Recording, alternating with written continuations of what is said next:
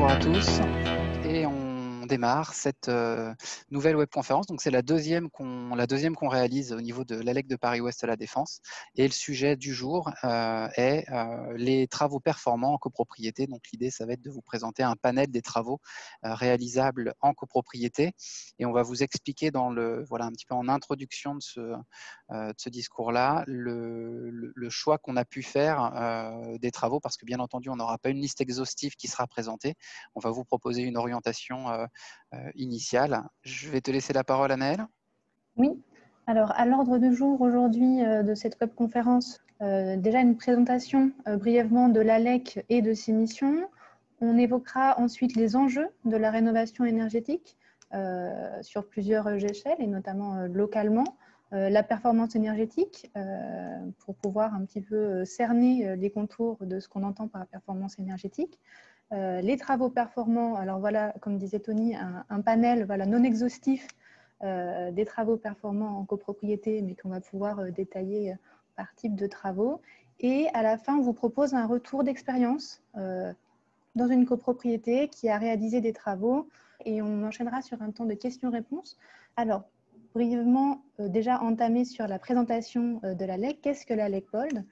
Donc, votre agence locale de l'énergie et du climat fait partie du réseau FAIRE, Faciliter, Accompagner, Informer pour la rénovation énergétique, qui est donc un service public national de la rénovation énergétique sur le territoire de Paris-Ouest La Défense.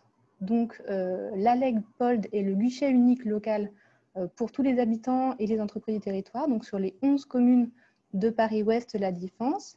Et donc, parmi nos financeurs, on est une structure associative, parmi nos financeurs, on a notamment Paris-Ouest La Défense, bien évidemment, mais également la région Île-de-France, la métropole du Grand Paris et l'ADEME, ce qui fait de notre organisation une organisation de service public dont les locaux sont situés à la Garenne-Colombe pour information. Notre objectif, l'ALEC se positionne vraiment comme un tiers de confiance pour les copropriétés. On vient sans aucune vocation commerciale, quelle qu'elle soit, avec aucune orientation vers une énergie plus qu'une autre, sur une technique de rénovation plus qu'une autre. On a un objectif donc, de neutralité vis-à-vis des conseils que l'on vous donne tout au long de votre projet. Notre objectif, c'est de vous orienter vers des opérations de rénovation énergétique pour réduire vos consommations à l'échelle de votre bâtiment et de votre logement à l'échelle individuelle. Donc, réduire les consommations énergétiques, développer les énergies renouvelables et l'éco-rénovation, et aussi diffuser à une échelle locale l'ensemble des bonnes pratiques, des projets réussis. Donc, nos missions, vous accompagner donc avec des conseils gratuits, personnalisés, qui sont indépendants et qui permettent de répondre à toutes vos questions en termes de rénovation énergétique, avec des actions collectives également, mobilisation des copropriétaires, pour informer, rassurer les copropriétaires, faire adhérer et avancer dans votre projet. L'objectif, c'est d'accompagner à la fois dans la durée et à la fois avec un accompagnement qui soit poussé sur la rénovation énergétique à toutes les étapes de votre projet de rénovation. Alors justement, dans le déroulé d'un projet de rénovation, vous passez par la réalisation d'un audit du bâtiment pour avoir un état des lieux de la situation et savoir quel est l'état du bâtiment, l'état de vétusté des équipements, etc. Et donc l'ampleur des travaux à réaliser. Nous, on encourage le plus possible à être dans une démarche globale, donc de prendre en compte l'ensemble des travaux à réaliser sur un bâtiment, y compris donc sur les volets architectural, techniques liés au bâti, etc. Ensuite, après cet audit, il y a un volet effectivement de construction du projet, de conception du projet, d'affinage des travaux à réaliser, etc. Donc souvent, là, on a ce qu'on appelle une mission de maîtrise d'œuvre conception. On a ensuite la réalisation des travaux et enfin l'exploitation maintenance après travaux. Donc sur ce poste-là, vous avez des professionnels qui réalisent les travaux, des professionnels qui font des études, que ce soit un audit ou qui vous accompagnent dans la conception du projet en maîtrise d'œuvre conception ou en maîtrise d'œuvre réalisation des travaux. Nous, on va venir un petit peu pour combler les trous qui ne sont pas forcément réalisés par ces professionnels et surtout pour faciliter les choses pour les maîtres d'ouvrage, donc les copropriétaires, pour les syndics et faire en sorte que le projet puisse aboutir. Donc, on va arriver en amont pour faire de la mobilisation des copropriétaires, de l'information, du conseil méthodologique, etc. Et aussi en aval, pour tout ce qui va être la sensibilisation aux usages et assurer une réelle réduction des consommations, qui est un des enjeux quand on fait des travaux d'amélioration énergétique. On va arriver également à certaines étapes, notamment pour détailler ou améliorer ou rédiger un cahier des charges, que ce soit pour réaliser une étude ou pour aider dans la description des travaux et dans l'analyse des offres reçues. Et puis on va également intervenir sur toute la durée potentiellement d'un projet pour répondre à des questions, à des sollicitations, qu'elles soient d'ordre technique, financière, parfois juridique, pour vous conseiller, pour orienter en fait sur la mise en œuvre du projet de rénovation énergétique.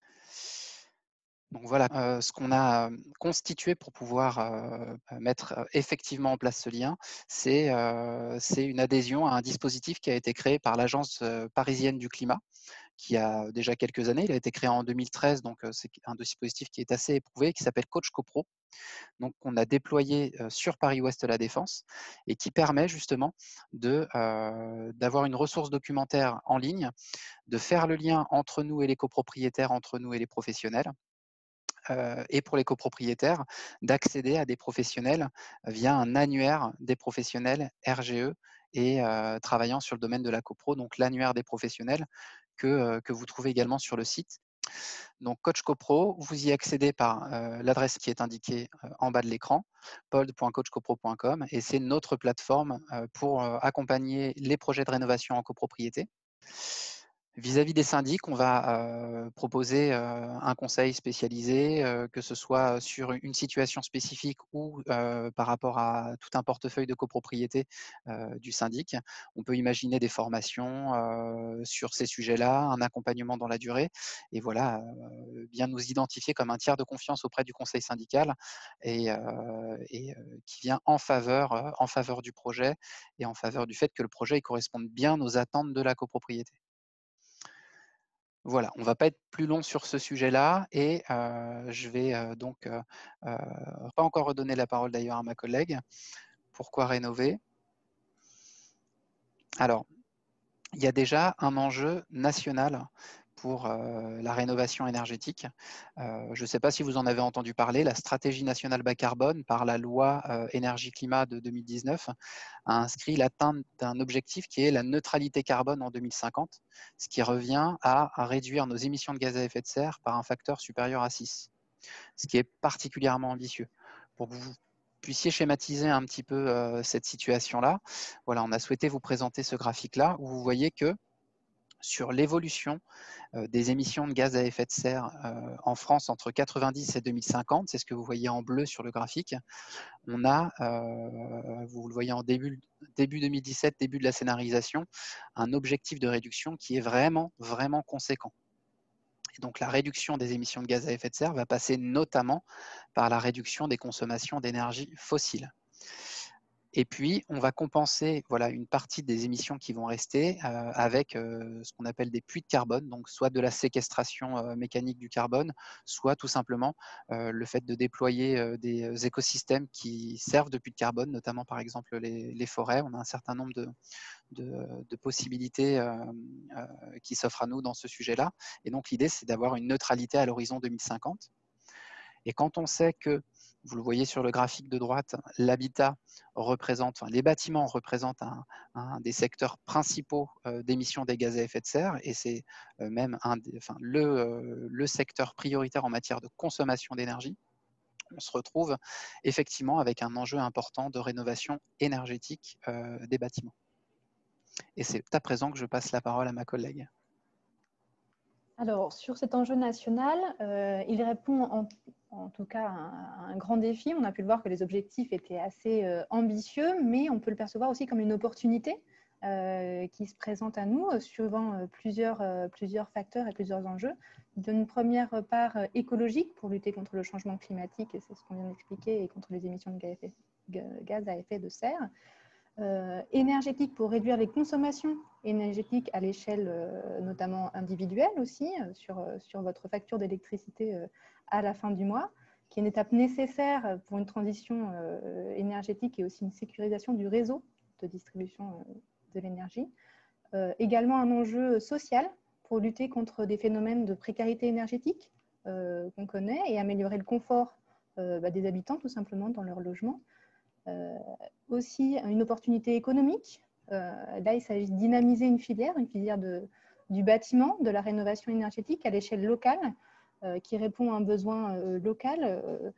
Donc, il y a un vrai enjeu de ce côté-là. Et pour finir, un enjeu sanitaire pour protéger notamment les ménages qui sont victimes des désordres du bâtiment. On pense notamment à l'insalubrité et aux questions de péril sur des bâtiments qui sont plus fragiles.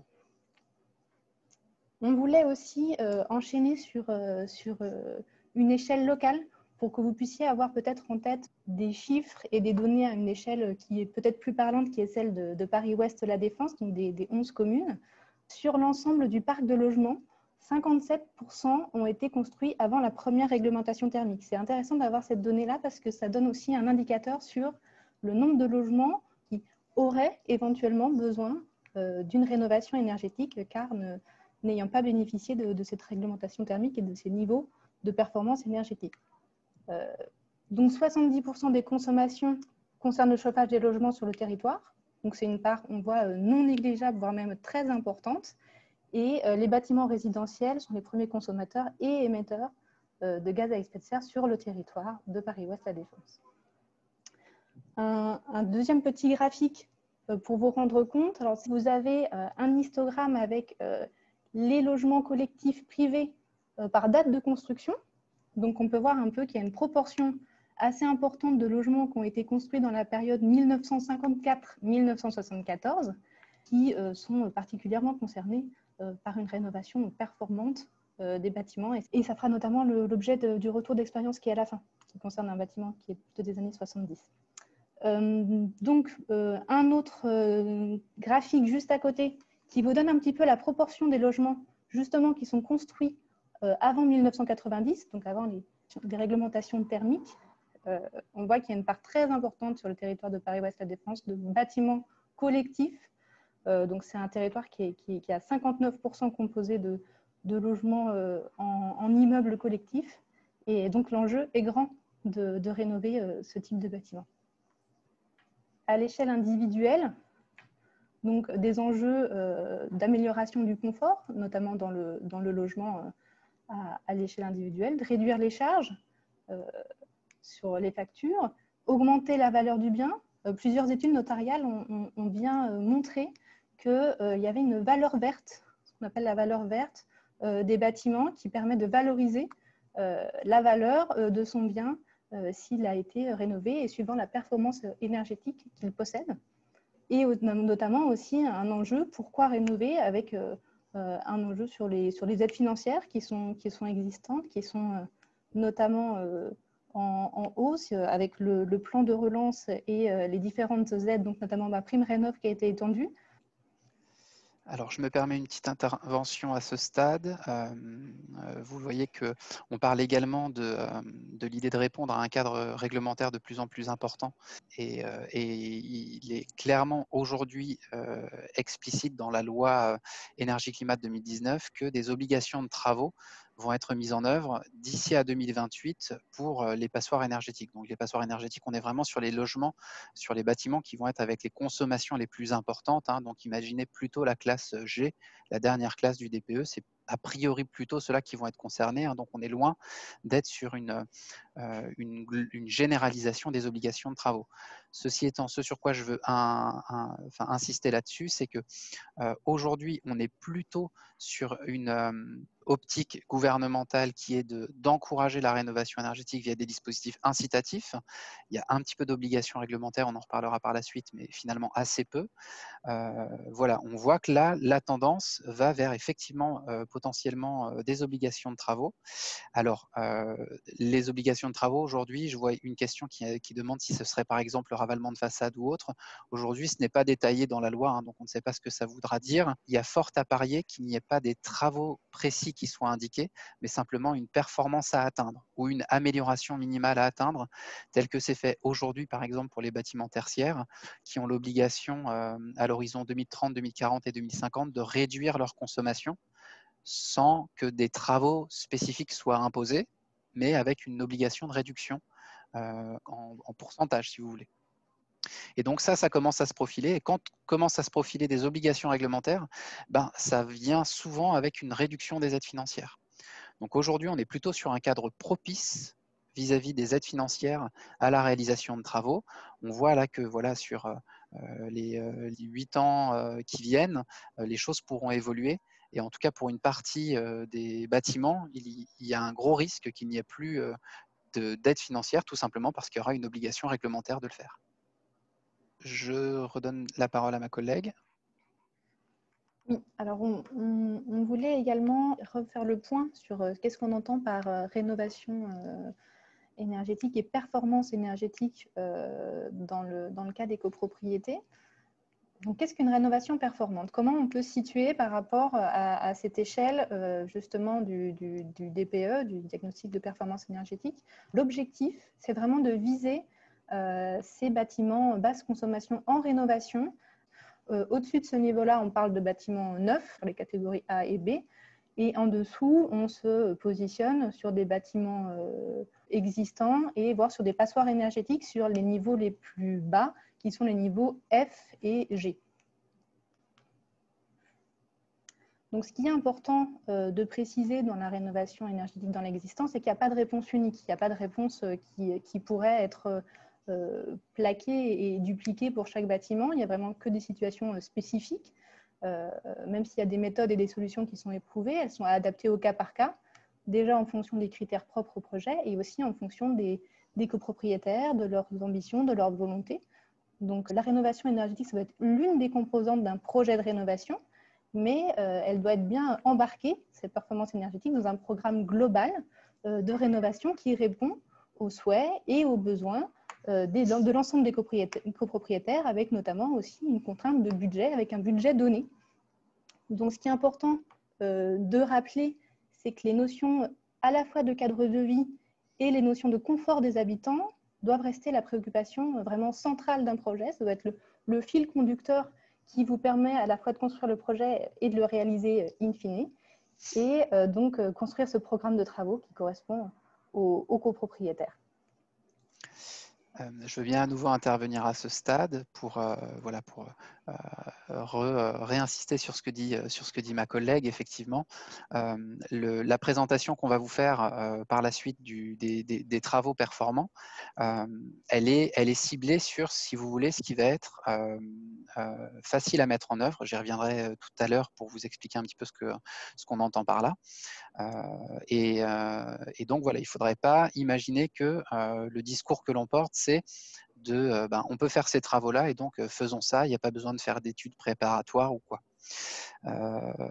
Bien au contraire, l'idée c'est de prendre le temps de bien concevoir le programme de travaux, et ce programme de travaux-là, il doit être le plus global possible, donc pas uniquement s'arrêter à des travaux de performance énergétique, de prendre l'ensemble de la rénovation du bâtiment, de prendre en compte son état de vétusté, de prendre en compte les éléments de sécurisation ou de mise aux normes, etc.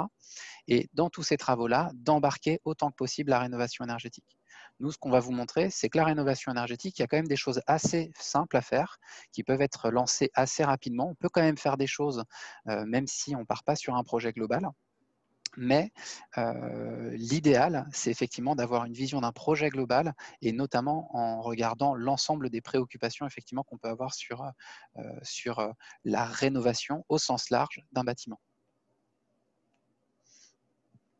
Je rends la parole à Annelle. Là, l'objectif, c'était de vous montrer un petit peu, déjà dans un premier temps, où sont les déperditions dans un bâtiment. On vous a mis deux exemples de bâtiments, un de type haussmannien et un de type plutôt années 70, parois béton. Donc, on peut voir que les déperditions, elles sont quand même assez différentes en fonction du bâti. C'est là où je parlais du cas par cas et un petit peu de la spécificité de chaque bâtiment. Et on peut voir qu'il y a des éléments qui sont relativement importants, des éléments sur la ventilation, sur les ouvrants, sur les fenêtres notamment, sur les murs, qui peuvent vraiment varier dans des proportions importantes.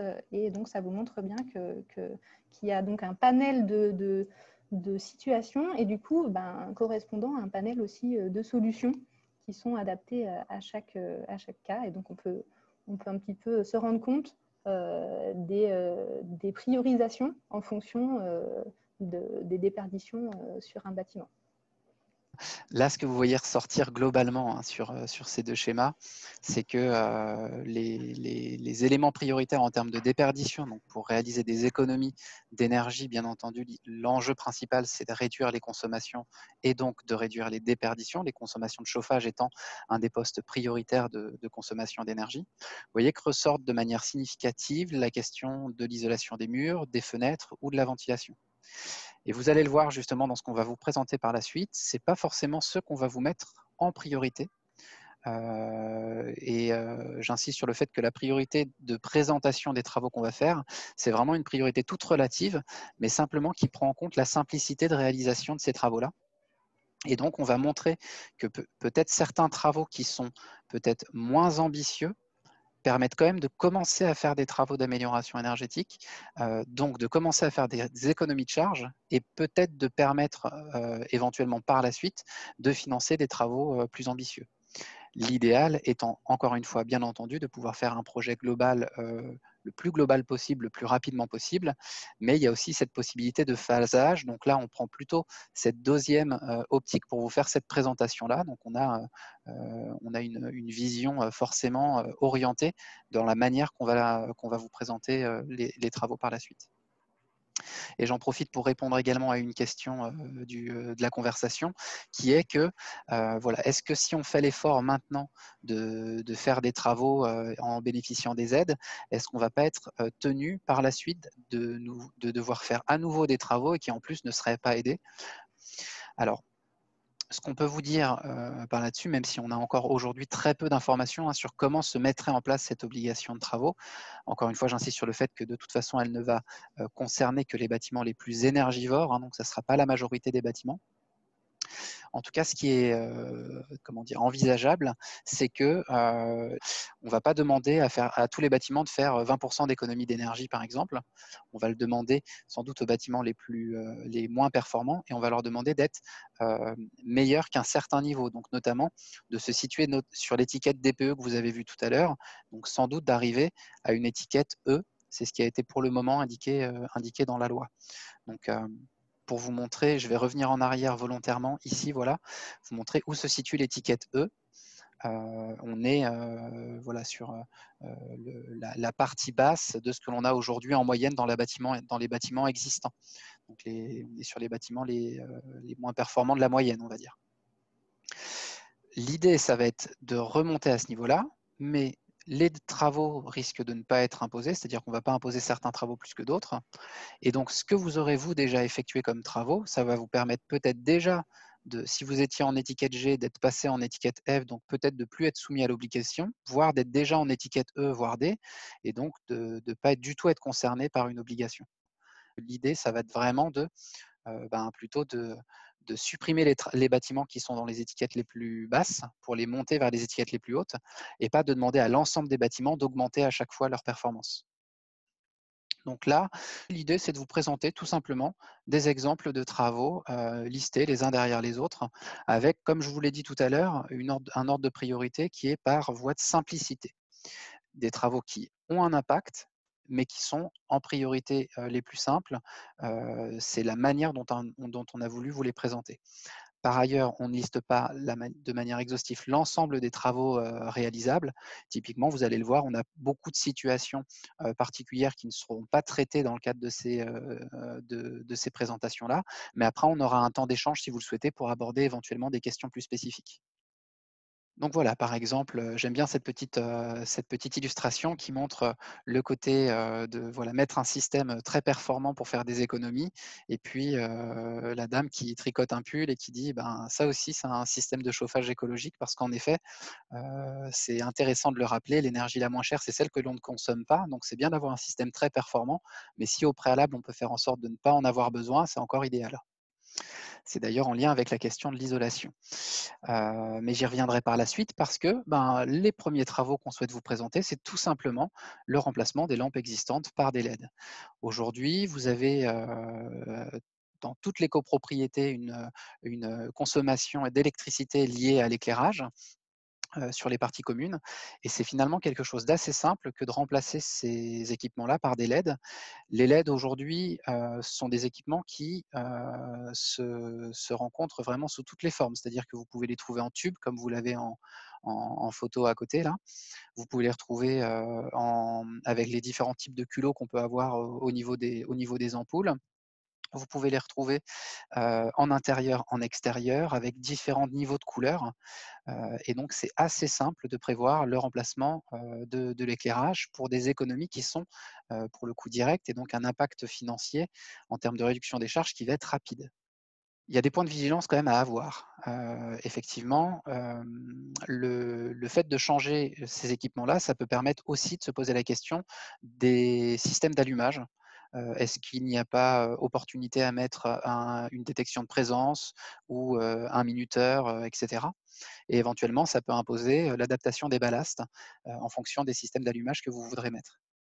Ça nécessite également de bien évaluer les besoins d'éclairement parce que, si vous remplacez toutes vos lampes par des lampes, plus efficaces, elles vont peut-être, consommer moins d'électricité. Par contre, si vous augmentez de manière significative l'éclairement avec des puissances plus importantes que nécessaire, bah, vous pouvez retrouver avec une économie d'énergie finalement qui sera moins présente, en tout cas qui sera, tempérée par ce biais-là.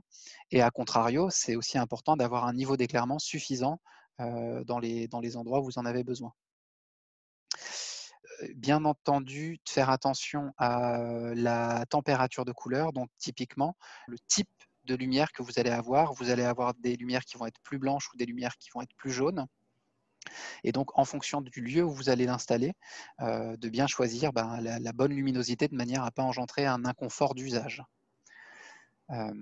Typiquement, par exemple, sur un atelier, on va plutôt privilégier, une lumière blanche, alors que peut-être que sur des voies de circulation, on sera plutôt sur des lumières jaunes.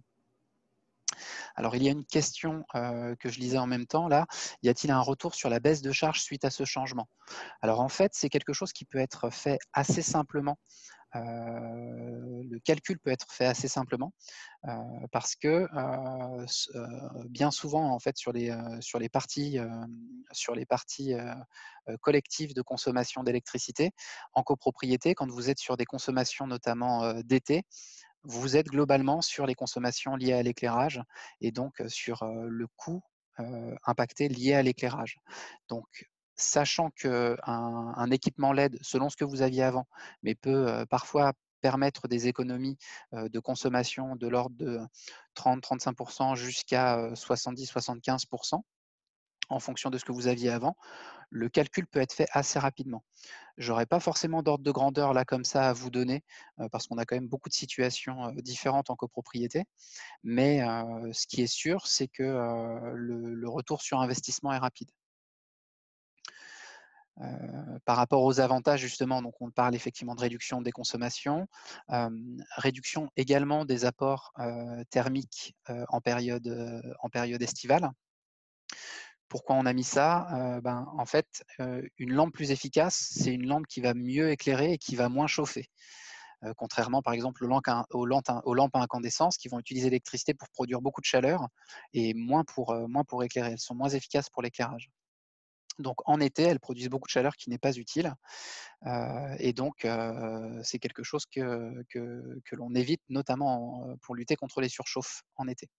Et a priori, pas d'inconvénient, hein, sur le fait de changer ces équipements-là à partir du moment où on a bien fait attention aux différents points de vigilance, listés. Deuxième type de travaux, c'est, le rééquilibrage du réseau, hydraulique. Donc en l'occurrence, là, on est sur un principe, en vous le présentant à ce stade, ben, vous faites pas de remplacement, conséquent de votre, système de chauffage. Par contre, vous l'optimisez de manière comment dire? Réduire le déséquilibre thermique, voire à l'annuler complètement. Quand on parle de déséquilibre thermique, c'est quand on va avoir des logements qui vont être chauffés de différentes manières, donc certains qui vont avoir des problématiques de surchauffe et d'autres qui vont être, avec des problématiques, de sous-chauffe, de froid donc. Alors ça va être intéressant effectivement sur les installations où on a ces problématiques-là, et aussi ça va être intéressant quand on a la présence d'organes d'équilibrage sur le circuit principal, en pied de colonne et sur les radiateurs. On n'est pas, on n'est pas sur des coûts qui sont forcément très importants. Vous le voyez, hein, on est à peu près, à 500 € hors taxe par colonne. Après, ça peut quand même assez vite se chiffrer, notamment sur certaines situations où on peut avoir plusieurs colonnes montantes par logement. Et donc, voilà, on peut être, le coût peut être assez notable dans certaines situations, mais la plupart du temps, on n'est pas non plus sur des coûts qui sont trop importants. Là où il faut faire attention, c'est qu'on ait, bien effectivement les organes d'équilibrage, et que si on ne les a pas, eh ben, il faudrait peut-être les prévoir quand c'est possible. Et ce qu'il faut envisager également, c'est que ce rééquilibrage du réseau, il se fait après chaque intervention en chaufferie. Donc quand vous faites un changement en chaufferie, que ce soit en matière de régulation ou que ce soit en matière de, remplacement d'équipement, par exemple, vous changez votre système de production de chaleur, ben, un rééquilibrage du réseau, ensuite est souvent nécessaire. Les avantages, donc bien entendu, l'amélioration, alors pour le coup, l'amélioration des occupants, ça ne veut pas dire, grand-chose. L'amélioration du confort des occupants, hein, vous l'aurez déduit. Des économies d'énergie qui peuvent être assez conséquentes. Si on a de gros déséquilibres, ça peut monter jusqu'à, dans les situations les plus importantes, jusqu'à 20 d'économie. Dans les inconvénients, par contre, c'est que dès qu'il faut intervenir sur les radiateurs, bah, là, on rentre dans les logements, et c'est une intervention qui nécessite une indisponibilité du chauffage. Donc voilà, à prévoir plutôt en début de saison de chauffe, avant la réelle saison de chauffe, quoi. Alors, j'ai une question sur les organes d'équilibrage. Est-ce qu'on a des exemples, pardon, d'organes d'équilibrage? Alors, c'est, tout simplement, en fait, un principe de vanne, pour, plus ou moins ouvrir ou fermer, le passage de l'eau. Donc vous les avez en pied de colonne avec des vannes, à quart de tour, et vous les avez, par exemple, en entrée, des radiateurs, avec tout simplement, une possibilité, donc je ne parle pas du robinet, permettant, de faire la régulation, soi-même, mais bien, d'avoir, une vanne de régulation, des apports de chaleur, spécifiques. Donc c'est pas des choses qui sont très compliquées, mais qui peuvent avoir un impact sur un autre, pour le coup, sur un autre aspect, travaux, que je vous présente maintenant, qui est l'isolation des réseaux, de chauffage et d'eau chaude sanitaire. Là, on est sur un principe, ben, de mettre de l'isolant autour des canalisations, qui, diffusent de l'eau chaude et qui passent dans des, locaux non chauffés. Donc bien entendu, on est sur les installations de chauffage qui fonctionnent avec un réseau hydraulique, et dans ces situations-là, plus on va avoir, de points singuliers, donc notamment les organes, d'équilibrage ou de régulation, sur ces parties-là, plus on va avoir d'éléments de fixation, de sécurité, et cetera, de robinetterie, plus ce sera des éléments, singuliers qu'il faudra, bien intégrer pour avoir une isolation la plus optimale, de ces réseaux. On n'est pas sinon sur des coûts effectivement très importants, vous le voyez, 20 € par mètre linéaire. Et donc voilà, c'est un peu en lien avec la modification des organes d'équilibrage. C'est un petit peu dommage de poser cette isolation-là, si par la suite vous êtes obligé de revenir, la détériorer pour mettre en place des organes d'équilibrage. Donc il y a quand même, le principe de bien réfléchir à, à comment dire? Au jalonnement des travaux, les uns par rapport aux autres, parce qu'ils s'impactent souvent les uns les autres, et c'est pour ça qu'avoir une démarche globale est souvent, préférable de toute façon pour, anticiper ce type de désordre. Donc les avantages, bien entendu, réduction des consommations, liées à la réduction des déperditions, une protection, mécanique des canalisations lorsqu'on rajoute, des coquilles notamment, rigides, autour. C'est un poste qui est fortement financé aujourd'hui, notamment par les certificats d'économie d'énergie, donc on a des aides très importantes sur ce volet-là, ce qui, permet effectivement un investissement réduit. Alors, Le principal inconvénient, c'est qu'on va abaisser forcément la température dans les locaux non chauffés, mais à partir du moment où on a des locaux non chauffés, c'est qu'on considère qu'ils n'ont pas besoin d'être chauffés, qu'il n'est pas, que c'est donc pas si problématique que ça. Là, on va commencer à rentrer donc dans des travaux déjà un petit peu plus ambitieux. On parle d'isolation de parois opaques. Et parmi les parois opaques, celles qui sont peut-être souvent les plus simples à isoler, ben, ça va être les toitures et les planchers bas. Donc, dans le cas des toitures terrasses, par exemple, on va facilement le faire lors d'une réfection de l'étanchéité ou lorsqu'on a des toits en pente dont les combles ont été aménagés, on pourra le faire lors de la réfection toiture. Mais sinon, lorsqu'on a sur le bâtiment des combles non aménagés ou lorsqu'on veut intervenir sur les planchers bas, a priori, on peut le faire assez facilement avec une isolation en plancher de comble ou en sous-face de plancher bas, avec des coûts qui sont assez limités. Et pareil, un poste qui est bien aidé, notamment sur les certificats d'économie d'énergie. Vous avez donc là, dans certains cas, donc notamment en toit terrasse, quand les acrotères ne sont pas suffisamment élevés, un risque de devoir les rehausser, donc c'est quelque chose qu'il faut anticiper. Pareil pour une intervention de la toiture par l'extérieur. Si vous isolez par l'extérieur une toiture, ça va la rehausser, et donc ça peut nécessiter une déclaration préalable en mairie. Donc ça, c'est quelque chose qu'il faut bien identifier au préalable, et ce sont des choses qu'on aborde en général assez rapidement dans ce type de projet qu'on identifie assez rapidement. Par rapport à cela, les avantages, on les voit toujours les mêmes sur la réduction des déperditions et donc des consommations. Une facilité de mise en œuvre en général, hein. On n'est pas sur des travaux qui sont bien compliqués à mettre en place.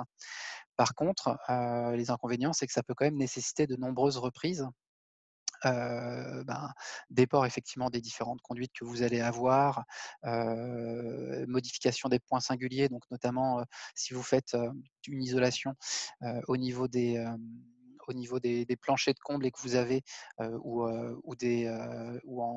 ou en toit terrasse et que vous avez en fait des canalisations qui passent au ras de ces éléments-là, il faut les déporter.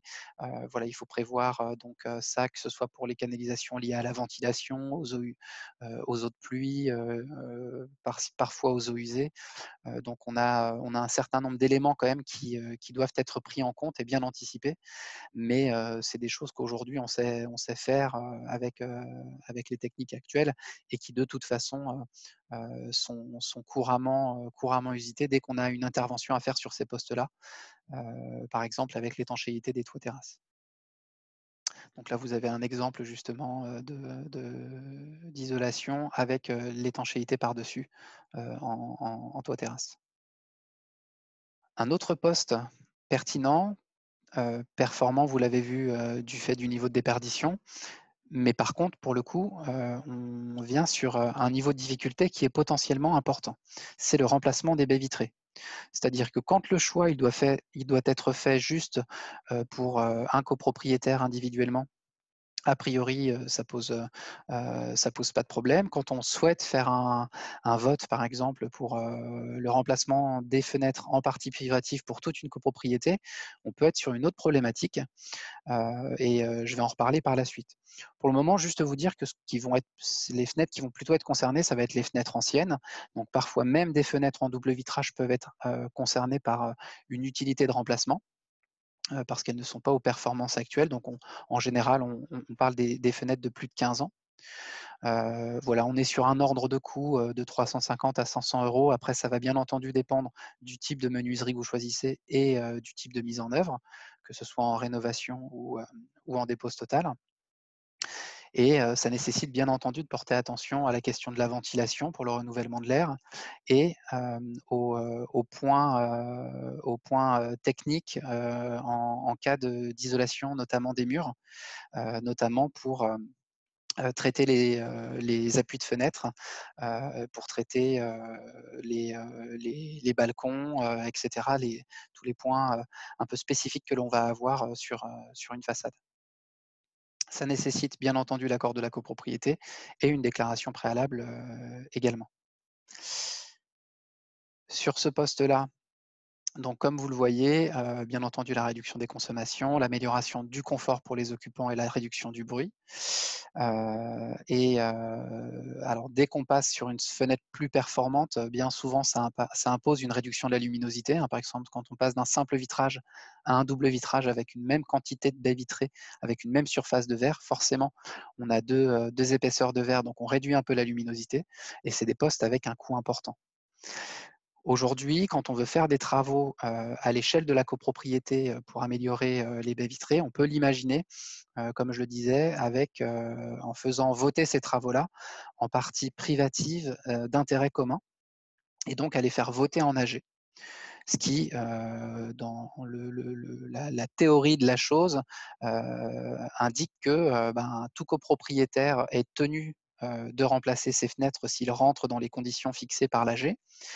Ça peut être intéressant de le faire avec beaucoup de pédagogie. Pas avec ce volet réglementaire qui est on passe avec une partie privative d'intérêt commun, vous avez l'obligation de faire les travaux, mais avec beaucoup de pédagogie et notamment associé à des travaux de rénovation globale, donc embarqués avec d'autres travaux, on va avoir la possibilité finalement d'avoir une bonne opportunité pour changer les fenêtres en les associant à des aides financières qui sont mobilisables et à un dispositif de financement potentiellement collectif qui pourrait être mis en place et qui permettent d'intégrer finalement des travaux privatifs, donc qui vont être à la charge du copropriétaire concerné, mais de l'intégrer dans des dépenses, dans un prêt qui pourra être le prêt collectif.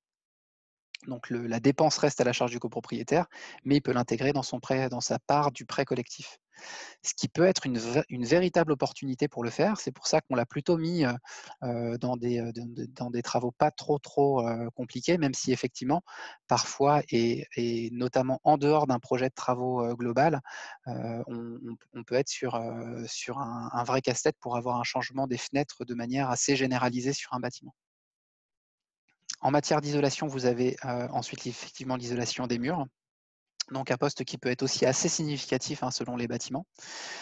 Alors bien sûr, ça va plutôt être pour les façades qui ne présentent pas une valeur patrimoniale trop forte. Un bâtiment avec une façade qui est particulièrement riche et qui est un intérêt architectural avéré, c'est pas l'isolation par l'extérieur qu'on privilégiera et on essaiera plutôt de réfléchir à des solutions par l'intérieur.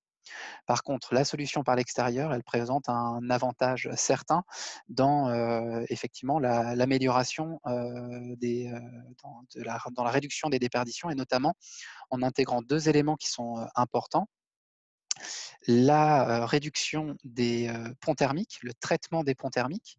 Donc les ponts thermiques, c'est les défauts d'isolation que vous allez avoir, les fuites de chaleur, si vous voulez, que vous allez avoir liées à une discontinuité de l'isolation. À partir du moment où vous avez une isolation qui n'est pas parfaitement continue, vous créez naturellement un pont thermique. L'isolation par l'extérieur permet d'éviter les ponts thermiques au niveau des planchers et murs de refend que l'on va rencontrer assez régulièrement. Alors, en lien avec cette question de valeur patrimoniale, je vois que j'ai une question là sur la conversation. Que pensez-vous des enduits isolants pour les façades classées ou façades avec valeur patrimoniale? Alors, d'accord, je comprends. Les enduits isolants. Alors en fait, aujourd'hui, vous avez effectivement des enduits qui sont avec un pouvoir isolant incorporé.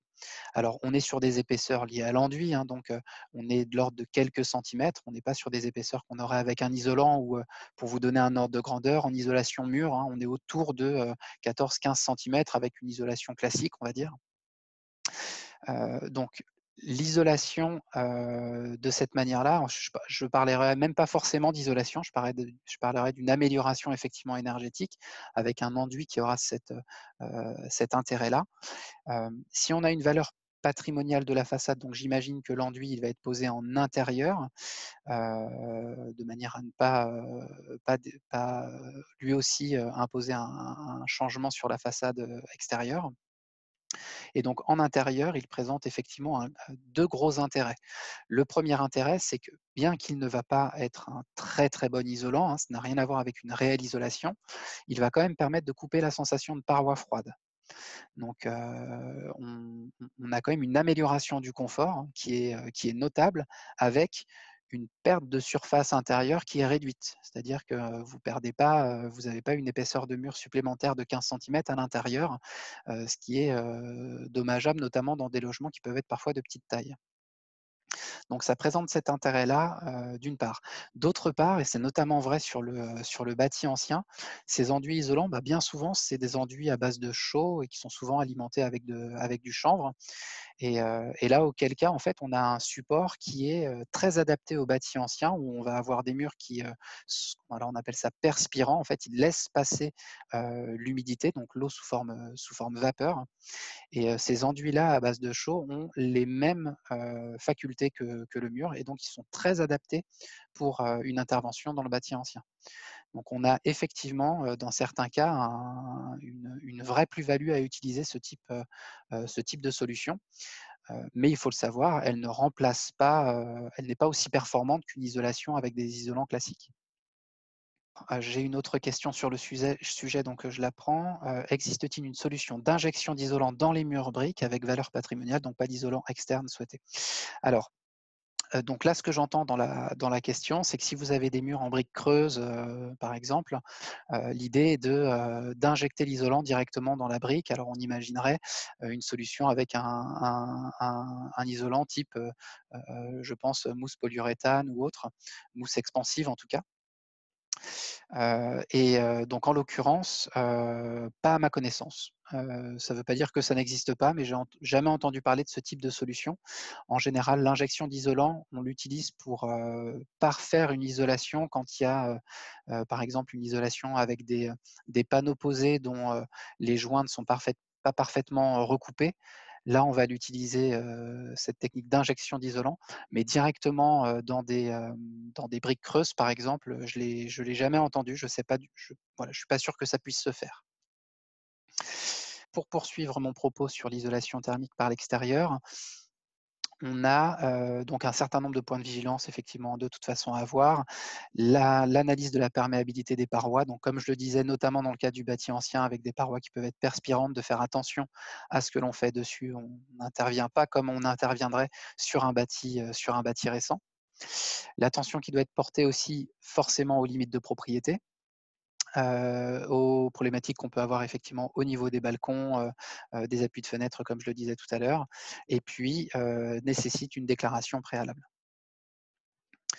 Petite précision qui nous a semblé importante et utile de vous faire à ce stade, c'est que, quand on parle d'isolation, en fait, c'est, sachez-le, aussi en lien avec des obligations que vous avez déjà aujourd'hui, en fait, dans la loi, qui, imposent quand vous intervenez sur, le ravalement de murs ou sur la réfection de toiture, aujourd'hui sur les bâtiments.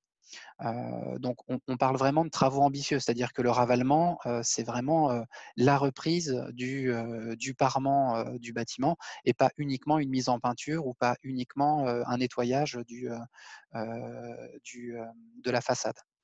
Mais donc avec un vrai ravalement et avec une vraie réfection toiture, vous avez l'obligation d'isoler aujourd'hui, voire, de faire également des travaux d'isolation acoustique.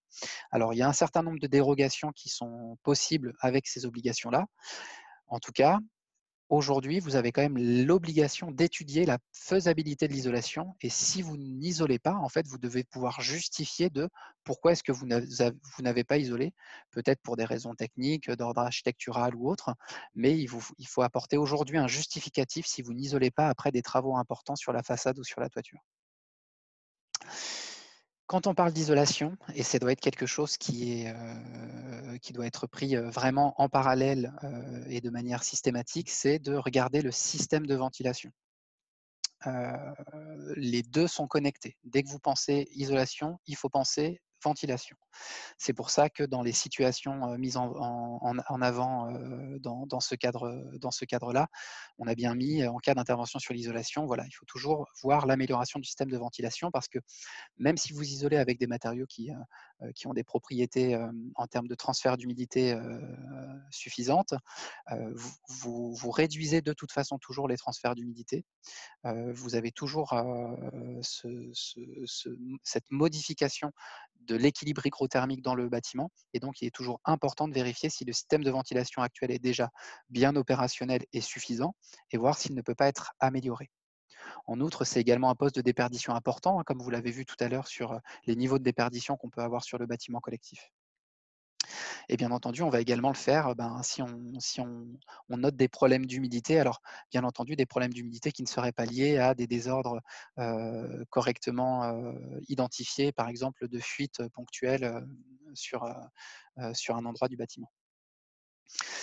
Des solutions qui sont assez courantes et faciles à mettre en œuvre, ça va être la ventilation naturelle assistée et hygroréglable. Donc on est sur quelque chose de très similaire à une ventilation naturelle et qui permet simplement de l'optimiser un petit peu d'assurer le fait qu'on ne va pas surventiler inutilement quand on n'a pas beaucoup d'humidité dans le logement, et qu'on va toujours par contre suffisamment ventiler, y compris quand on a des conditions de température et de pression qui n'y sont pas forcément favorables. Et sinon, on a aussi la possibilité d'avoir une ventilation mécanique contrôlée, donc complètement mécanique et toujours hygroréglable. Donc, l'idée d'avoir une ventilation qui va réguler son débit en fonction de l'humidité de l'air. Il y a toujours un débit de ventilation. La ventilation, elle se fait en continu. Par contre, le débit est plus ou moins important en fonction de l'humidité qu'on va avoir dans le logement.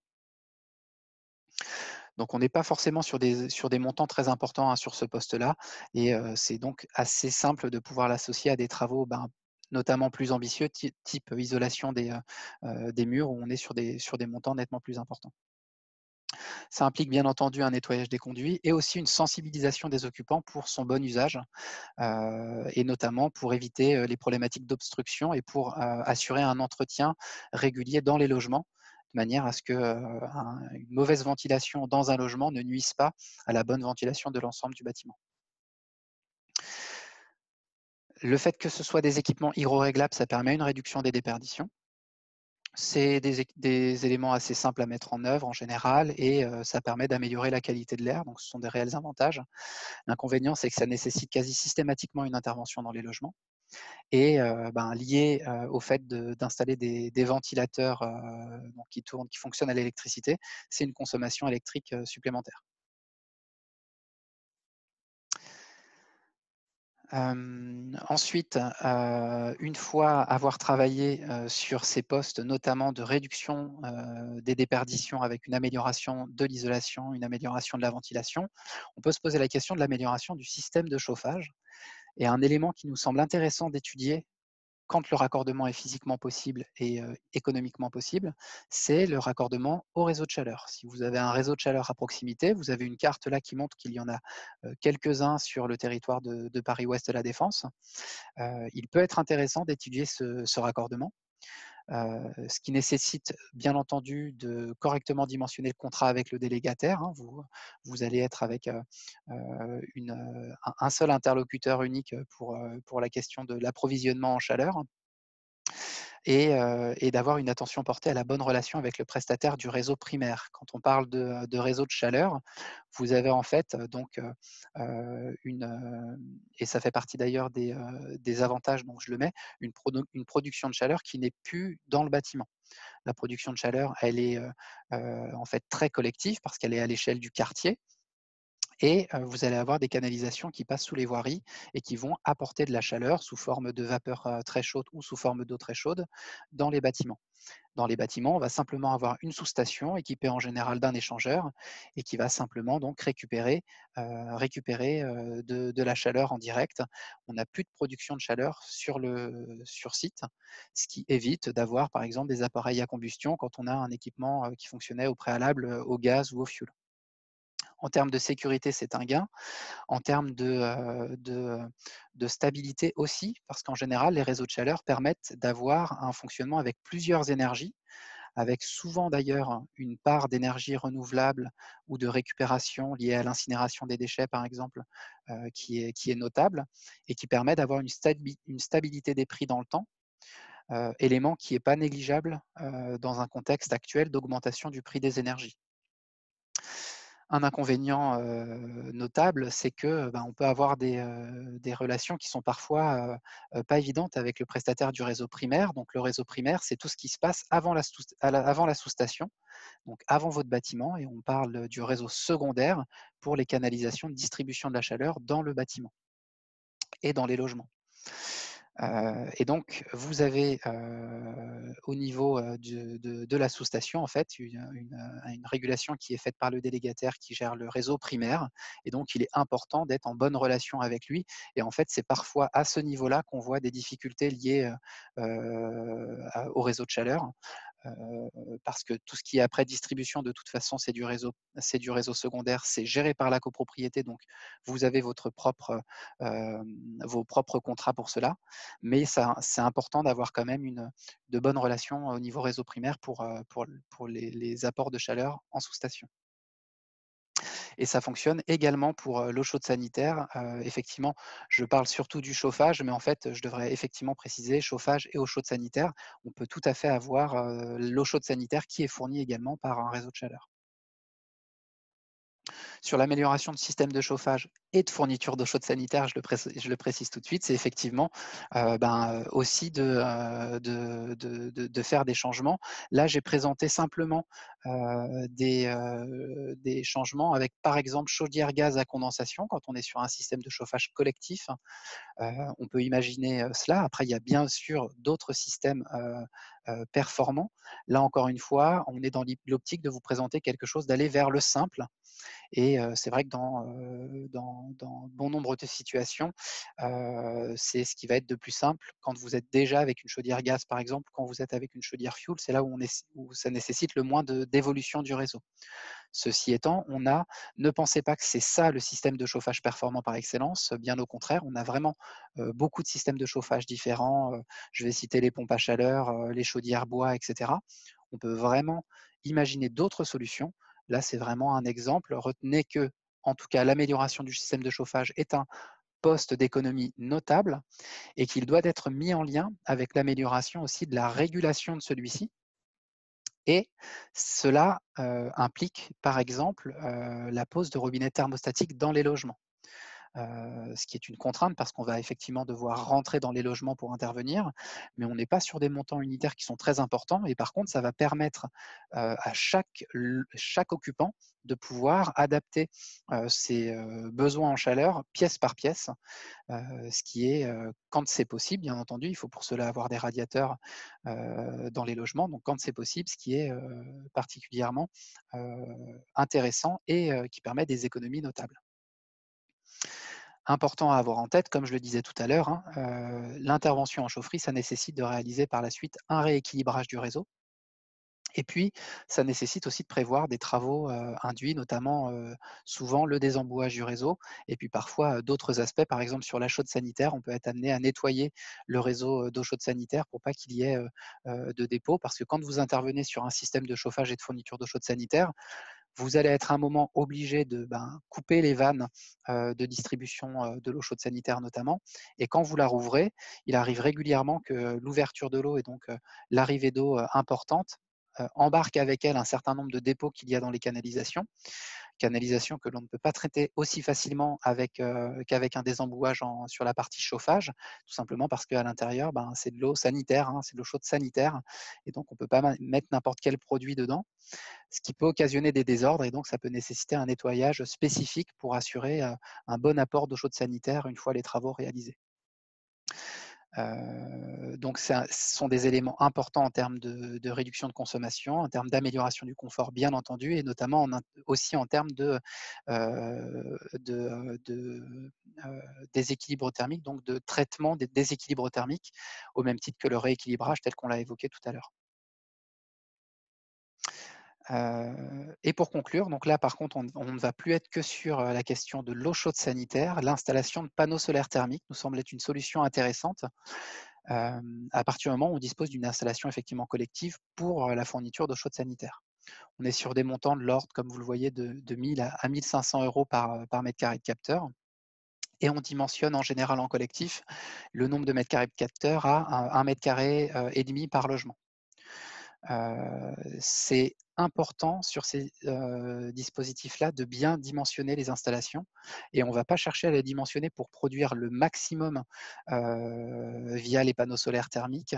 On va chercher en général à produire 40 à 50% des besoins en eau chaude sanitaire. On ne va pas chercher à aller au-delà de ces niveaux-là, tout simplement parce que là où vous avez le plus d'apport solaire, c'est là où vous avez besoin en général du moins d'eau chaude sanitaire, c'est pendant l'été où une proportion significative de personnes peuvent être parties en vacances.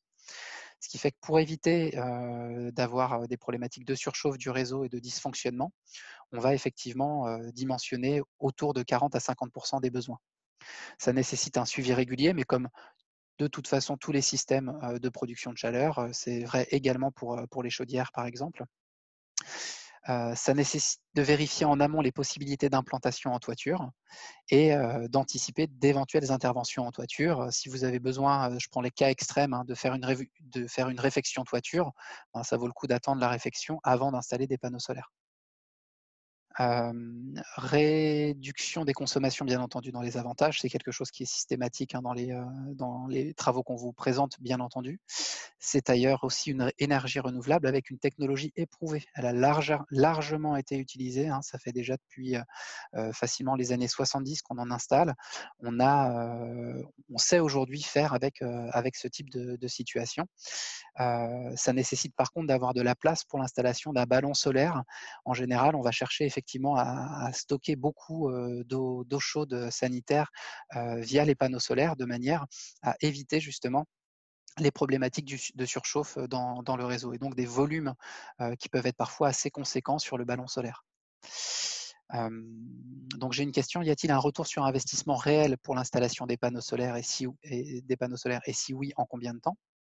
Donc là, en l'occurrence, l'avantage que l'on va avoir en bâtiment collectif, c'est notamment quand on va être sur des toitures terrasses. Ça nous permet en fait de positionner les panneaux solaires de la meilleure manière, de façon à ce qu'ils puissent avoir les conditions d'ensoleillement les meilleures. Il faut faire néanmoins attention quand même aux problématiques de masque solaire qu'il peut y avoir sur site, notamment liées à des bâtiments voisins ou à de la végétation. Si on a des panneaux qui sont bien donc installés dans des conditions optimales, on a facilement des retours sur investissement qui sont estimés autour de 7 ans, 7 à 10 ans, je vais dire. Ce qui est pour des travaux en collectif, en copropriété, pas forcément très important. Si on prend par exemple de l'isolation des murs, on est allègrement au-dessus des 10 ans en général. Mais encore une fois, ce qui est intéressant, et ça me permet de faire une bonne conclusion, je pense, par rapport à tout ce qui vous a été présenté, ce qui est intéressant après, ça va être de voir le programme de travaux et non pas les travaux individuellement, les uns pris avec les autres. Parce qu'effectivement, vous allez avoir toujours des travaux qui auront des temps de retour sur investissement plus importants que d'autres. Et en fait, sur un programme global, ben, c'est quelque chose qui peut se compenser et qui peut tout à fait rendre le programme pertinent si on a la possibilité de réfléchir à des aides qui peuvent être collectives et à des possibilités de financement via des prêts notamment qui peuvent être également collectifs. Ce qui permet d'avoir pour un programme de travaux même ambitieux, finalement des facilités de passage au vote. On n'a effectivement pas parlé des panneaux solaires pour l'électricité des communs. Alors là, les panneaux solaires pour l'eau chaude sanitaire, on parle de panneaux solaires thermiques. Et les panneaux solaires pour l'électricité des communs, donc c'est lié à une question qui vient d'être posée, quid des panneaux solaires pour l'électricité des communs? On va parler là d'une autre technologie qui est celle des panneaux solaires photovoltaïques. C'est une technologie qui est intéressante également, qui nous a pas semblé forcément avoir sa place dans cette présentation, comme je vous l'ai évoqué, de travaux performants, simples à mettre en œuvre et vers lesquels on va vraiment aller vers la performance en copropriété. Pourquoi? Avec des panneaux solaires photovoltaïques, vous produisez de l'électricité renouvelable, issue du rayonnement solaire. vous devenez producteur d'électricité. Alors effectivement, vous pouvez l'utiliser quand vous en avez l'opportunité directement sur site. On appelle ça en autoconsommation. Quand vous avez besoin d'avoir un petit peu d'électricité, par exemple pour l'éclairage, et que vous avez les panneaux solaires qui produisent, hop, vous pouvez utiliser l'électricité liée à ces panneaux solaires. Dans les faits, qu'est-ce qui se passe? Aujourd'hui, l'électricité dans beaucoup de bâtiments collectifs, elle est liée dans les parties communes principalement à l'éclairage. Et les panneaux solaires thermiques, les panneaux solaires photovoltaïques, pardon, ils vont produire de l'électricité surtout quand il fait jour et où on a moins, voire pas du tout, besoin d'éclairage. Donc c'est pas là où ils vont être le plus efficients. C'est une technologie intéressante pour verdir le réseau d'électricité parce que l'électricité que vous produisez et que vous n'autoconsommez pas, vous l'envoyez sur le réseau. Ça vous permet d'avoir un retour sur investissement parce que ce que vous renvoyez sur le réseau, vous le vendez. Donc, c'est un intérêt aussi qui est économique. Par contre, en termes vraiment de performance énergétique, je ne pense pas qu'on puisse vraiment parler de performance énergétique. On est sur un autre domaine qui est de produire de l'électricité avec de l'énergie renouvelable, qu'il faut également développer pour toutes les raisons liées à la suppression des, des énergies fossiles, voire fissiles, et d'avoir le plus possible effectivement de renouvelables. Mais on n'est pas vraiment sur une réduction des consommations dans le logement et donc sur une performance du bâtiment en tant que tel. Une question qui est liée à ça, c'est le montant de la revente est dérisoire. Est-il dérisoire? Alors en l'occurrence, non, il n'est pas dérisoire. Alors il n'est pas, il est pas aussi important qu'il le fut à un moment, et il est révisé tous les 3 mois, mais le montant de la revente est quand même supérieur au coût du kilowattheure acheté. Donc aujourd'hui, il y a pareil, il y a un retour sur investissement sur ces équipements-là, sur les panneaux solaires photovoltaïques, mais on est plutôt autour de 13 à 15 ans sur les calculs moi que j'ai pu faire jusque-là. Je vais remonter un petit peu le fil de la conversation parce que je sais qu'il y a des postes sur lesquels je n'ai pas répondu. Alors, Oui. notamment, oui, vas-y Anaëlle, Notamment je une veux bien. question sur les aides disponibles Oui. pour réaliser un diagnostic, un audit énergétique en copropriété. Tout à fait. Il y avait cette question. Alors aujourd'hui, voilà, on l'a évoqué. Avant de démarrer des travaux, il est souvent pertinent, et notamment sur les copropriétés, dès qu'on est sur un nombre de logements un petit peu important, au-dessus d'une trentaine de logements, on commence déjà à être sur des niveaux de travaux qui peuvent être assez ambitieux. Donc de faire un audit préalable. Et voir ensuite une étude de maîtrise d'œuvre conception pour préparer le programme de travaux. L'audit, vous avez effectivement aujourd'hui des aides. Alors vous avez MaPrimeRénov qui est sollicitable à titre individuel et qui permet de mobiliser des aides financières et qui est également sollicitable en collectif. Et vous avez des aides qui vont se déployer également au niveau local. La métropole du Grand Paris qui va mettre en place un dispositif de financement des audits à l'horizon 2021.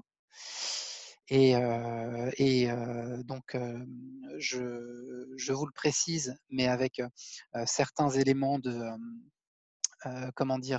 précaution qu'il faut avoir en tête. Paris-Ouest La Défense, donc POLD, l'établissement public territorial POLD, qui est à l'origine de la création de la LEC, met aussi en place des aides financières pour les audits. D'ailleurs, ils le mettent également en place pour la réalisation de travaux en copropriété.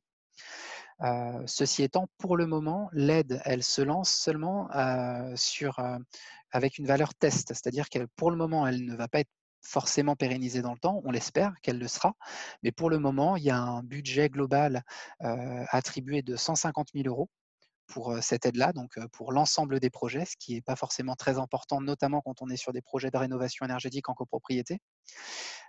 Mais voilà, peut-être qu'elle pourrait être pérennisée, donc c'est pour ça que je vous précise cette aide-là également avec précaution, parce que pour le moment, il n'est pas sûr qu'elle soit pérennisée. Anaëlle, il y avait d'autres choses? Il y avait une question notamment sur le chauffage collectif. Est-ce que ça intègre les radiateurs dans les appartements avec du coup le droit de rentrer dans chaque appartement pour mettre des robinets thermostatiques? Alors, effectivement, dès qu'on a à intervenir sur les radiateurs, que ce soit pour le rééquilibrage ou pour installer des robinets thermostatiques, ça nécessite effectivement de pouvoir entrer dans l'appartement. Ce qui veut dire que ces travaux-là, dès qu'on doit intervenir dans le logement, nécessitent énormément de pédagogie. Il est impératif que chaque copropriétaire ait bien compris l'intérêt pour lui d'ouvrir sa porte, l'intérêt pour lui de faire en sorte que finalement les travaux puissent être réalisés de la meilleure manière. C'est à la fois important pour lui, c'est à la fois important pour toute la copropriété. En tout cas, je me permets de faire la suite avec la présentation d'un rapide retour d'expérience. Donc, c'est une vidéo de 3 minutes environ pour que vous voyez un petit peu ce qui peut être fait justement avec de la rénovation énergétique en copropriété. Ça vous laissera peut-être le temps de reposer des questions s'il manque des choses et on aura un temps d'échange donc encore juste après. Au début, qu'on habitait là, j'ai eu des problèmes où j'avais froid. Depuis qu'on a fait l'étanchéité, isolation thermique, j'ai chaud partout.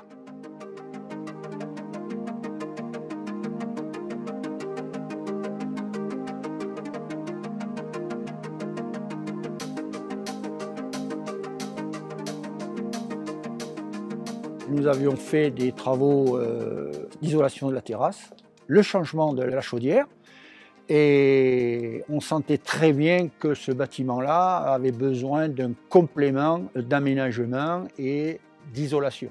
On n'arrivait pas à démontrer à l'ensemble des copropriétaires le problème des pertes d'énergie.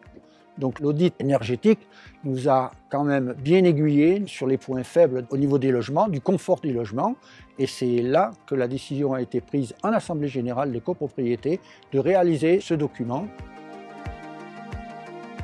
Notre mission, ça a été de mettre en place un avant-projet sommaire. Au départ, ça pouvait être qu'un ravalement de façade, un côté esthétique. Alors le côté esthétique, il vaut quand même assez cher parce que ça fait beaucoup de dizaines de milliers d'euros. Si on rajoute le confort thermique, l'isolation par l'extérieur, c'est quand même un gros plus. Et dès la pose des premiers panneaux, les premiers propriétaires des niveaux inférieurs nous ont dit oh c'est super, on sent la différence, on n'a plus de courant d'air, c'est vraiment impressionnant. Et puis on a fait une mise aux normes assez complète sur l'ensemble du bâtiment parce qu'on n'a pas fait que ça. On s'est occupé aussi de la ventilation. Il faut traiter les chaufferies, les coupe-feu. Il y a le côté sécurité qui est important. Au point de vue chauffage intérieur, c'est formidable. Et puis pour ceux qui voudraient se vendre pour partir ailleurs, ils sont, je pense, gagnants avec l'énergie et la beauté quand même de l'immeuble.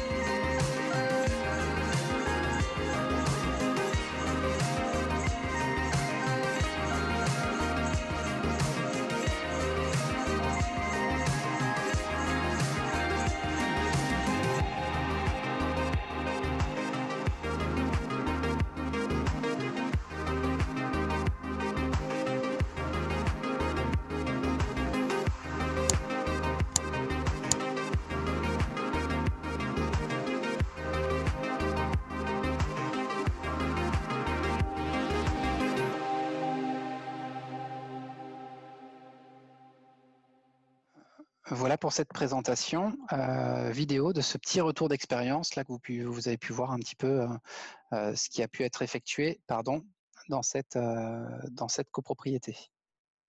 À présent, on est à votre disposition si vous avez d'autres questions. Vous m'entendez là? Oui, très bien. Vous avez parlé pour ce qui est du point ventilation. Isolation suppose ventilation. La crainte que nous avons, c'est le bruit d'une ventilation.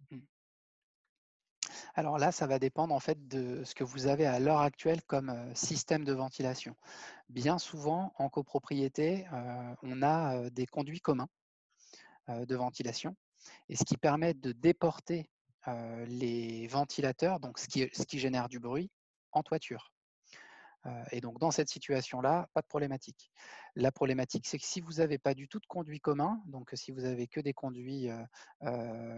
alors, il y a le conduit commun et il y a les conduits individuels qui vont tous en toiture également. Dans ce deuxième cas, vous pouvez aussi, de toute façon, mettre en place des systèmes en toiture. Ils seront plus nombreux, mais ils seront également en toiture. La problématique, c'est si vous n'avez pas de conduit qui amène en toiture. Et là, en l'occurrence, je pense que c'est plutôt des cas particuliers en copropriété, mais ça peut arriver. Et là, en l'occurrence, effectivement, ça passe par l'installation d'organes, donc de ventilateurs, directement dans les logements. Et auquel cas, pour éviter le bruit, idéalement, c'est de les positionner et à la fois dans des pièces où c'est pas trop gênant et à la fois dans des caissons acoustiques. Donc c'est quelque chose qui se fait tout à fait. Merci. Oui, nous avons des conduits communs. Bah, dans ce cas, ça sera déporté en toiture, vous n'aurez pas de contrainte de bruit. Je vous remercie. Il y a une question à l'heure actuelle. L'ALECPOLD est-elle AMO puis MOE? Donc là, je précise, AMO, c'est pour assistance à maîtrise d'ouvrage. Des structures qui viennent en accompagnement des maîtres d'ouvrage, et les maîtres d'ouvrage pour des travaux de rénovation de copropriété, c'est les copropriétaires qui sont représentés par leur syndic. Et MOE, c'est maîtrise d'œuvre. Donc, ça va être des architectes, des bureaux d'études qui vont effectuer des missions de maîtrise d'œuvre en amont des entreprises ou en parallèle des entreprises quand les missions de maîtrise d'œuvre sont sur de la vérification de la réalisation des travaux. Donc là, l'ECPOL ne fait pas du tout de maîtrise d'œuvre. On n'est pas du tout sur ce champ-là, qui est un champ concurrentiel où on a aujourd'hui énormément d'acteurs qui sont compétents et déjà existants sur ce sujet-là. Donc vous allez trouver des architectes, des bureaux d'études, des cabinets d'ingénierie financière, bref, vous avez pléthore d'acteurs qui font de la maîtrise d'œuvre. Nous, on n'en fait pas du tout. C'est pour ça, par exemple, qu'on ne fait pas d'études de maîtrise d'œuvre. Même de l'AMO, ça dépend ce qu'on entend par AMO. Effectivement, vu qu'on est vraiment en accompagnement du maître d'ouvrage, on peut commencer à parler d'AMO, mais on ne fait pas de l'AMO au sens, comment dire, je dirais professionnel du terme. On va notamment avoir régulièrement des missions d'AMO pour des renégociations de contrats, pour des études spécifiques, pour accompagner une copropriété pour des études spécifiques, par exemple de surélévation ou autre. Nous, on ne va pas se positionner là-dessus à nouveau. Il y a encore une fois des acteurs qui sont très compétents pour le faire, et nous, on va plutôt faire des choses qui ne sont pas dans le champ concurrentiel, parce que comme vous l'avez vu, on est une structure associative à but non lucratif financée par les pouvoirs publics. Donc, on ne va pas faire des missions qui seraient susceptibles d'être réalisées par des acteurs privés. S'il vous plaît, je vous écoute. Oui. J'ai une question concernant la rénovation des fenêtres à double vitrage. Si par exemple une copropriété vote avec la majorité qui va bien la rénovation des fenêtres, oui, est-ce que tout le monde doit le faire? Est-ce qu'il y a une obligation, une contrainte, ou est-ce que chacun a encore le loisir de choisir de le faire ou non? Alors, dans ces situations-là, vous soumettez au vote un projet de changement de fenêtre dans certaines situations. Par exemple, vous allez identifier en fait les copropriétaires concernés par des fenêtres qui ont plus de 15 ans, mettons.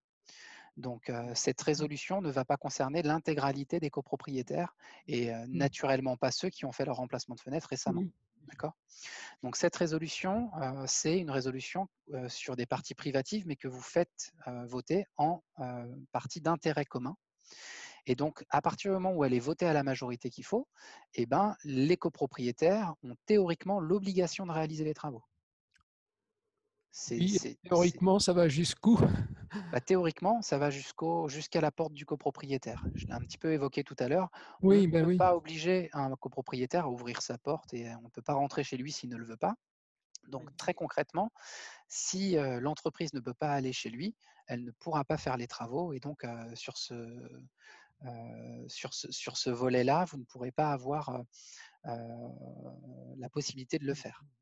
C'est pour ça que je disais qu'en fait, dès que vous voulez faire des interventions dans les logements, même si c'est vrai que ça facilite les choses et que ça donne un cadre, le fait de faire voter des travaux sur des parties privatives en les passant d'intérêt commun et donc en les votant en collectif, l'enjeu, c'est vraiment la pédagogie autour de ça. Il faut vraiment convaincre chaque copropriétaire de l'intérêt qu'il a à le faire, parce que sinon, ça peut être une contrainte.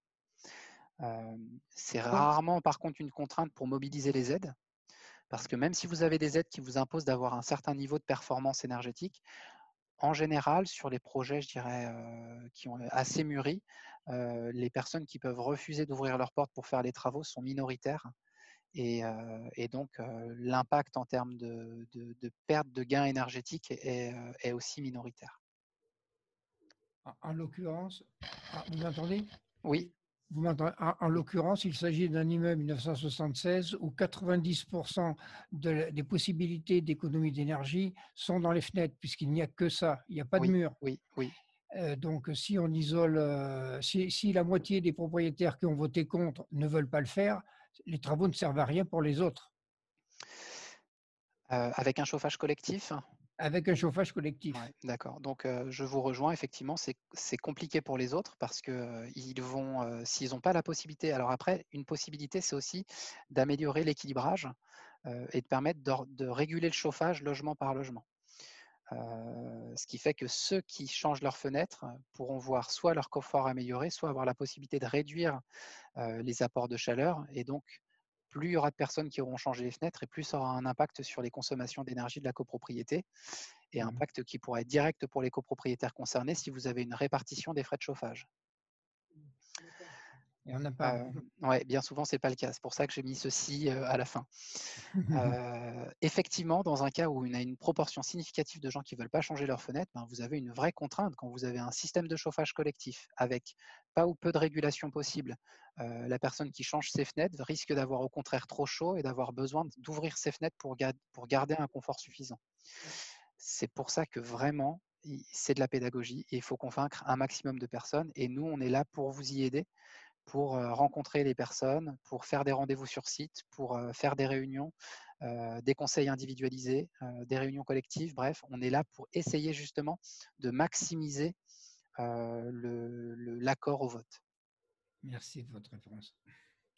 Ce qui permet de faire le lien d'ailleurs avec une autre question autour d'une problématique, donc une copropriété qui souhaite réaliser un audit et qui souhaite savoir comment nous solliciter, si je comprends bien, qui fait quoi, combien ça coûte, etc. Alors pour nous solliciter, nous, l'Agence locale de l'énergie et du climat, je vais vous présenter la slide de juste après avec nos coordonnées et vous nous appelez, vous nous envoyez un mail, ça ne pose pas de problème. Vous pouvez également vous inscrire sur la plateforme que je vous ai présentée tout à l'heure, pold.coachcopro.com. C'est notre plateforme de fonctionnement avec les copropriétés et avec lesquelles nous aurons également vos coordonnées et qui nous permettra de vous donner les nôtres. En ce qui concerne l'audit, si vous souhaitez faire un audit de votre copropriété, à voir ce que vous intégrez dans l'audit, on pourra vous aider à le construire. Et après, vous allez faire appel à un prestataire qui va réaliser l'audit. Ce n'est pas nous qui le faisons. Ça peut être un bureau d'études, ça peut être un architecte, ça peut être les deux. Et l'idée, c'est si vous, en tout cas, vous faites un audit global, c'est que celui-ci, il intègre donc une vision la plus globale des travaux à réaliser, que ce soit effectivement, est-ce qu'il y a un besoin de ravalement, est-ce qu'il y a un besoin de sécurisation incendie, est-ce qu'il y a un besoin, je ne sais pas, de reprise des cages d'ascenseur et tout ce qui est travaux d'amélioration énergétique, bien entendu. On a une vision globale avec cet audit-là. Ce qui fait que c'est une étude quand même assez poussée. Donc sur le combien ça coûte, ben, ça dépend du niveau de précision que vous voulez. Aujourd'hui, on parle aussi d'audits réglementaires qui sont liés en fait, enfin, qui sont définis dans la réglementation. On a un audit énergétique réglementaire qui est assez simple. On n'est pas forcément sur des montants très importants. Quand un audit global peut être plus important. Je vais vous donner quand même une fourchette de prix pour que vous ayez quand même des idées à vous mettre en tête.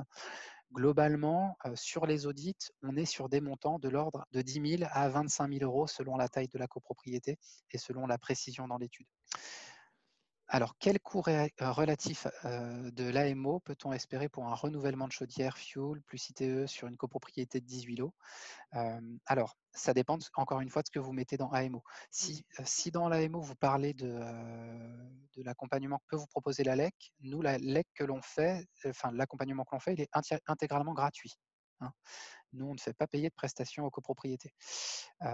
Par contre, s'il y a un volet études, par exemple, vous voulez faire le renouvellement de votre chaufferie, faire l'isolation thermique de votre copropriété, donc peut-être que dedans, vous voulez faire une renégociation des contrats de chauffage, auquel cas, là, c'est une vraie prestation d'AMO qui va être facturée.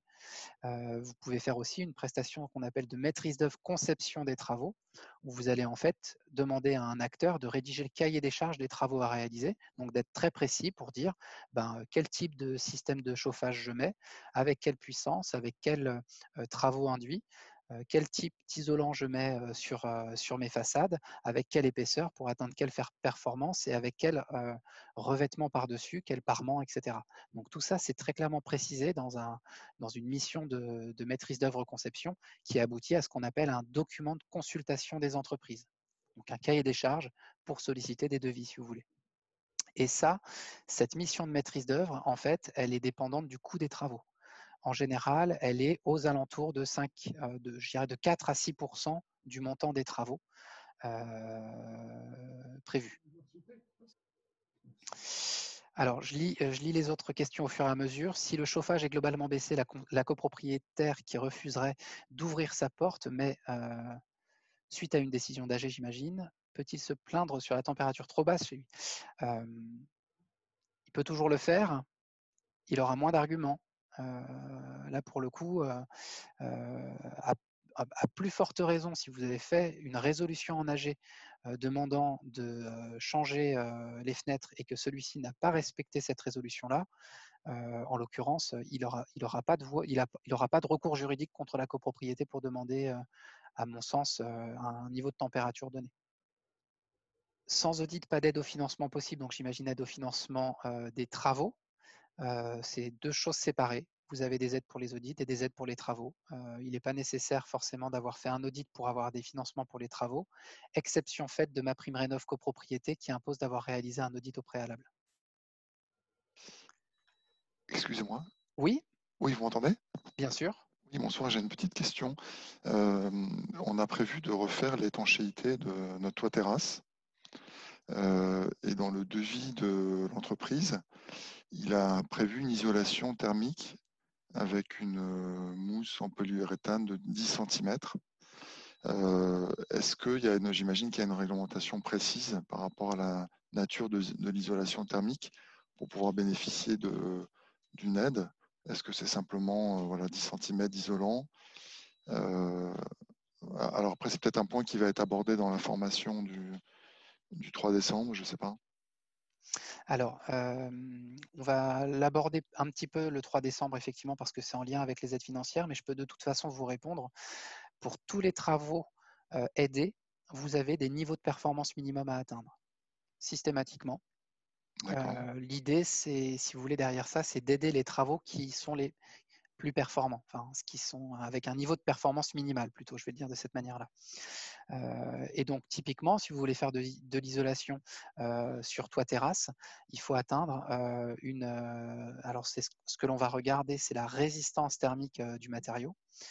Et donc, plus un matériau est isolant, plus élevée est sa valeur de résistance thermique. La résistance thermique, c'est le niveau d'efficacité de l'isolation, si vous voulez, d'un matériau isolant.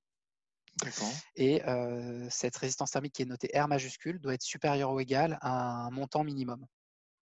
Et je remercie ma collègue Anaëlle qui a la gentillesse de préciser effectivement que pour l'isolation des toits terrasses, il faut atteindre une performance minimale de 4,5 pour la résistance thermique. Bien, s'il n'y a pas d'autres questions, voilà, comme promis, nos coordonnées. On tient vraiment à vous remercier déjà pour votre participation. On espère vous retrouver nombreux le 3 décembre à la prochaine webconférence. Je lis en parallèle vos remerciements sur les commentaires, donc c'est très gentil à vous.